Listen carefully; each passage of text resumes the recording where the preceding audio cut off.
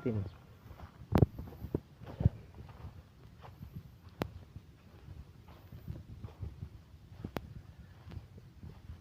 Ang dami nun, mga nagsibalikan. Siguro umuulan. Siguro ulan sa Tarlac.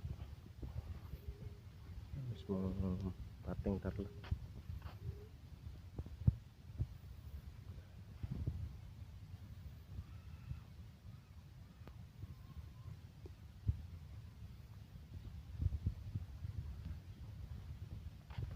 Tarlac pa naman po ang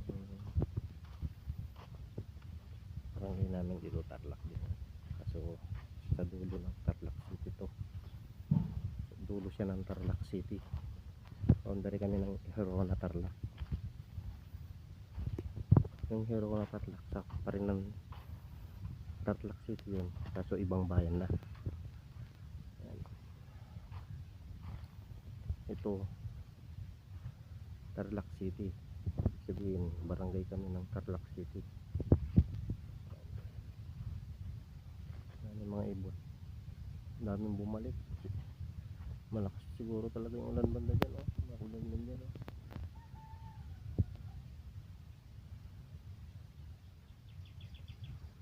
Ating ibon natin, no oras na. Expect kung darating yun mga 7:30 ganun.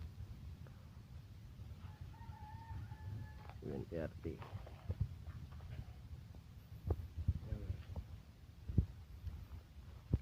Check natin, baka nasilisihin na tayo, baka nandito na sa loob natin. Boink. Wala. Ayan. Wala siya. Wala pa yung kalapati, oh. Ayan. Ano yung in-entry natin? Wala pa, hindi pa dumadating. Wala pa. Medyo masukal na dito sa tapat na magpulay. Hindi tayo na ano, hindi na tayo ng pampatay ng ano, damo. Round up. Papatayin yan.